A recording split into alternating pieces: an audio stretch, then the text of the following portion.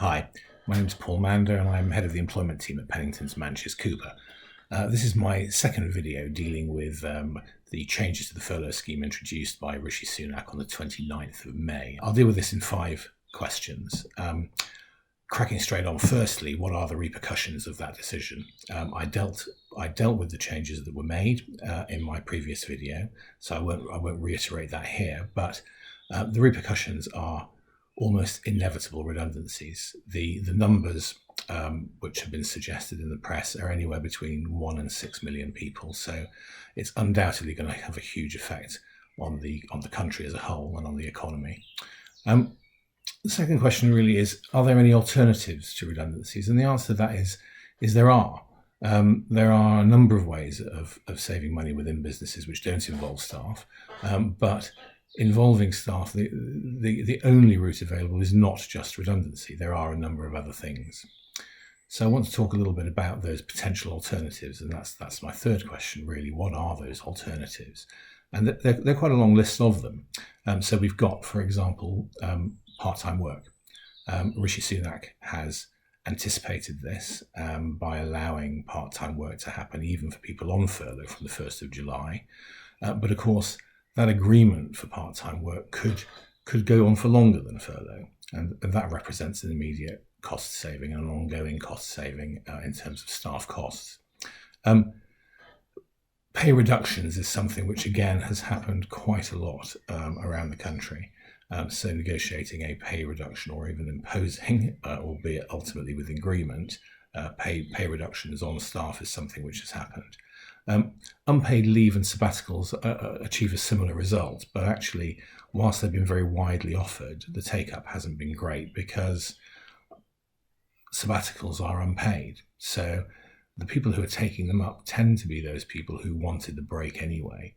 And actually, a lot of people taking sabbaticals want to travel on them, and of course that isn't possible at the moment. So it's a pretty unattractive option for most people. Retraining and redeployment is something which is really quite common now, particularly in businesses where one part of the business has suffered and another part is actually doing a little bit better. Removing overtime as well is something which is quite commonly done. As is freezing bonuses, and particularly at director level, that's been much publicised. 2 other things just within this list are terminating agency worker contracts is one method of saving money, as is imposing a recruitment freeze. And it's interesting, the CIPD looked into this, and their view is that those last 2 items would save on average around £27,000 per year, whereas making somebody redundant on their estimation saves around £16,000 a year.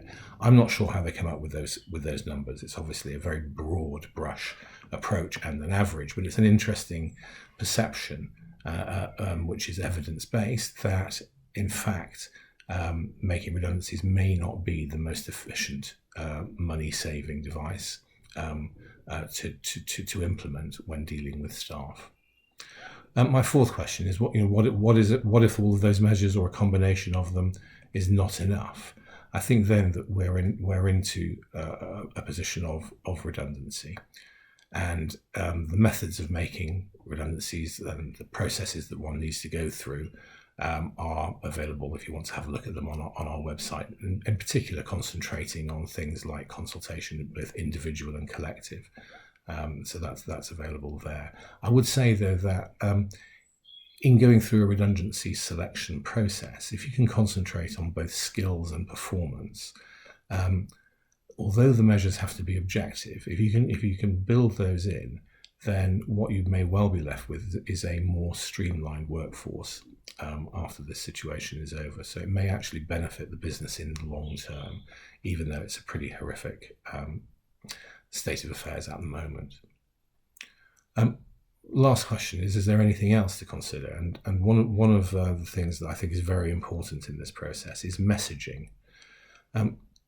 One needs to be sensitive in these times because businesses are suffering, but that does lead to a very personal amount of suffering for many of the staff. So getting the messaging sympathetic is very important in these circumstances. I do think that a number of businesses will be judged in the future on the way that they have acted in the present on this. So I think that is important. And one of my particular bugbears, for example, is seeing a redundancy letter which repeats 6 or 7 times how sorry the employer is about the redundancy. Now, the employer may well be sorry, and most employers are sorry, but the more you repeat that, the more insincere that appears. So one has to be very careful about that.